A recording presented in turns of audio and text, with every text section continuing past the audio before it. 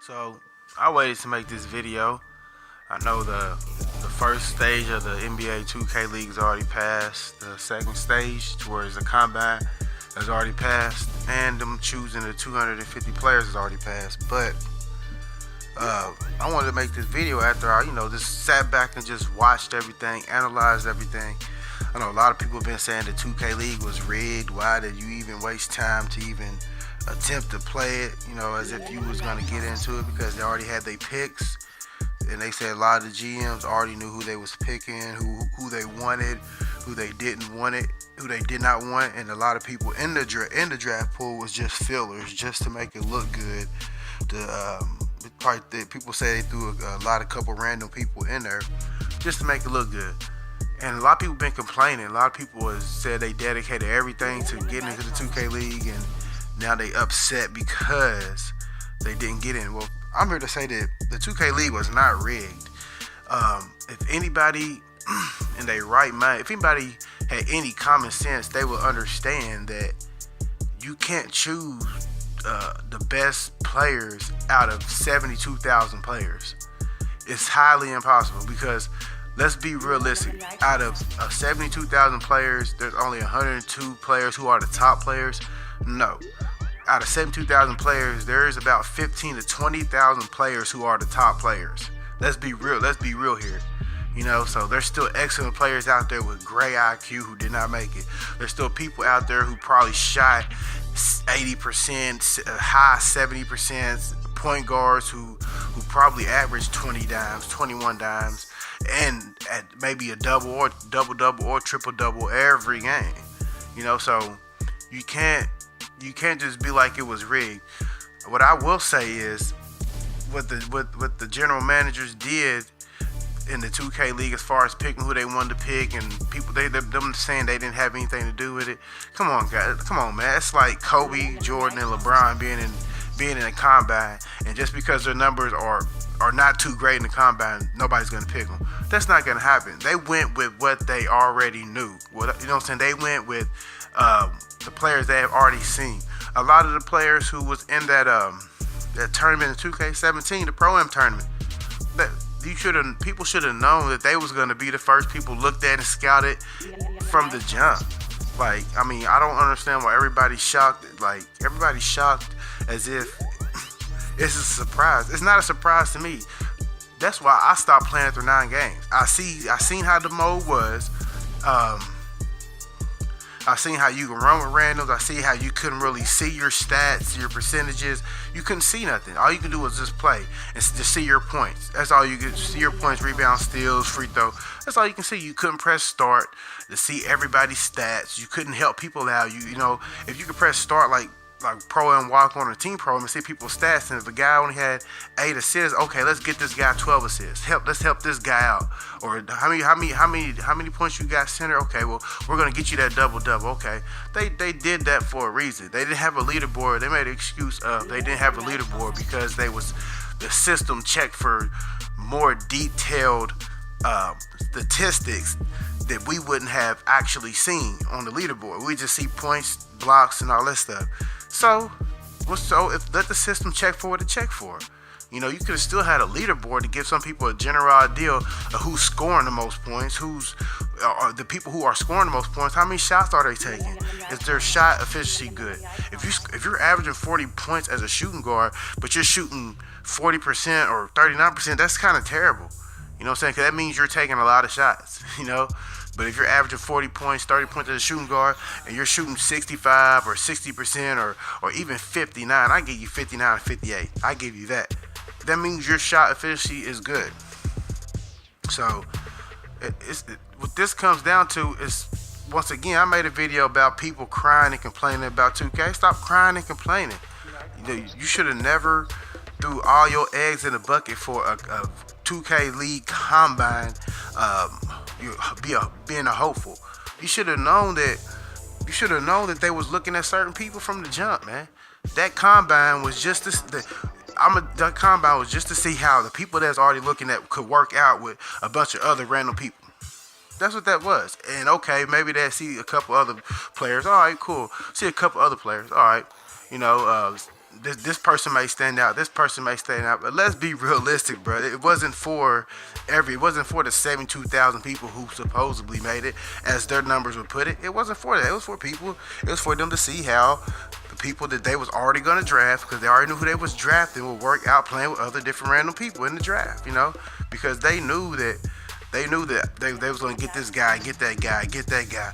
What they didn't know is what random they was gonna throw up in there. I mean, to the Pro-Am circuit, as far as Team Pro-Am, I mean, I don't have a lot of information, so I'm pretty sure there's a lot of good players out there who run with good teams, but I just think that people go overboard with this 2K stuff. Y'all cry about them wanting to update the game. Update the game. This game does this. This game does that. Update this. Update that. Well, I didn't make the 2K League. It's rigged. Now it's rigged because you didn't make it. Bro, there's 72,000 people. 72,000. If you are a no-name, out of 72,000 people, you have a very slim chance of even getting noticed. So I don't understand why it's a shocker. Even averaging the amount of points you average. If you average 50 points a game and you damn near took every shot, okay, well, they're looking at you like he almost takes every shot. He averages 50 points a game. We need more than 50 points a game to win a game. So if you're scoring 50 points a game and the rest other players are scoring 2 to 4 points a game, that's only like 65 points, 70 points. They can't depend on one player to go in there and go off every time. It's because it's not going to happen. You're not going to go in there and go off every time for 40. You're not going to go in there and go off every time for 50. What happens when you don't go off for 50? What happens when you shoot 9 for 28 and you only got 20 points? But they got a whole other team who's so used to you carrying them. What happens then? So that's why most of you people who had a lot of points, y'all didn't get picked, because you got a lot of points. They know you was gunning. They know you wasn't passing the ball. You probably didn't set no screens. You probably didn't set no off balls for another person to get on. You probably hardly got assists. You know what I'm saying? So you probably didn't get no blocks. You probably got the good holding the ball too long thing to where it decreases your grade. You probably got all of that, So my thing about that is, they could have did things differently. They could have had it to where the combine was you play with your regular team. You play with your regular Team Pro-Am team, or you create a Team Pro-Am team. You play like that. And then from there, they draft who they want to draft. Don't just throw a bunch of random people together and expect for people to be the best that they can be, because, the point guard may be a dickhead. The center may be a dickhead. The power forward may not like Chinese people. The small forward may not like black people. The shooting guard may not like white people. You know what I'm saying? And so it's like, okay, well, there's a cause confusion there. So what one person thinks is a good shot may not have been a good shot. So okay, now they got friction. So you can't do that. You got to put like minds together. You got to put people who have chemistry together and see how they operate. You know what I'm saying? And then take the best players off of that team.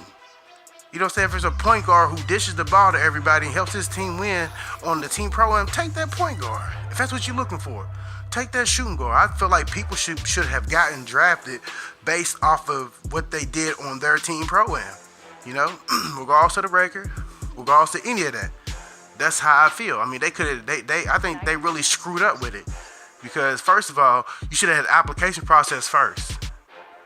What they should have did, they should have had the application process first. That would eliminate anybody under the age of 18. So that 72,000 would have been drastically decreased to like 30, or maybe even lower than that. You know what I'm saying? Because most of the people who play this I would say 60% of the people who play this are under 18.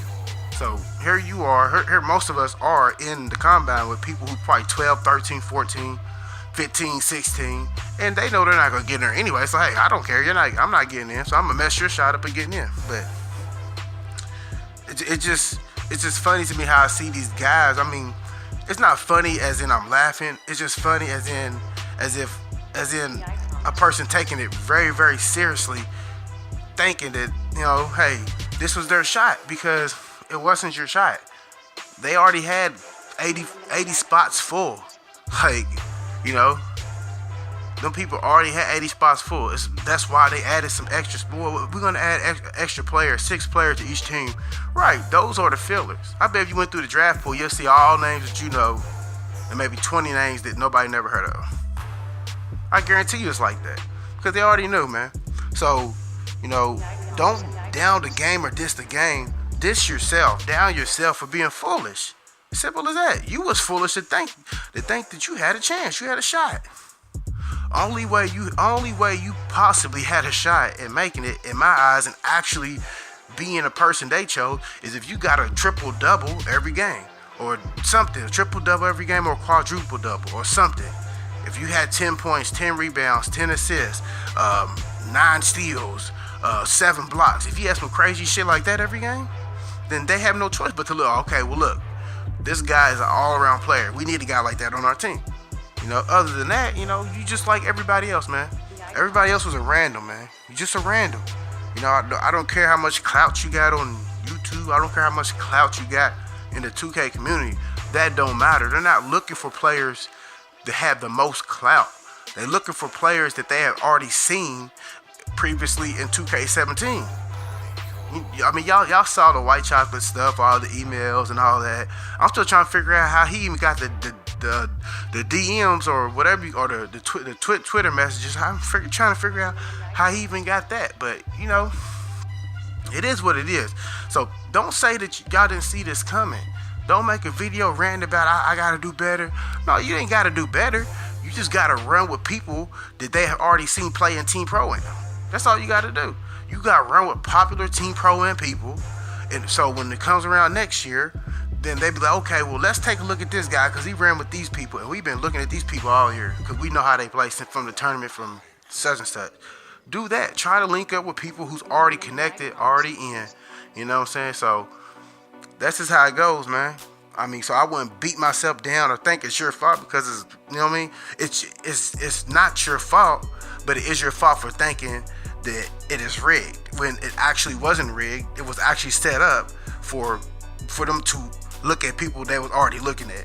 You know what I'm saying? So, like I said, you can take this video I'm making about it with a grain of salt, or you can let it open your eyes up. You know what I'm saying? Don't diss 2K. Don't stop playing 2K. I mean, if you like the game just because of this, you know what I'm saying? Don't do that. You just gotta be smarter, and don't quit your job. That people, when this comes around next year, I don't know how they're gonna do it. They may do it the same way. I don't know. But don't quit your job just to do it. Still work.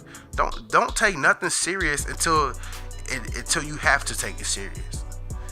Continue working, continue doing what you're doing, and then when the time comes, if they're like, okay, we picking you, we need you, okay, then hey, you quit your job if you gotta quit your job to make that move.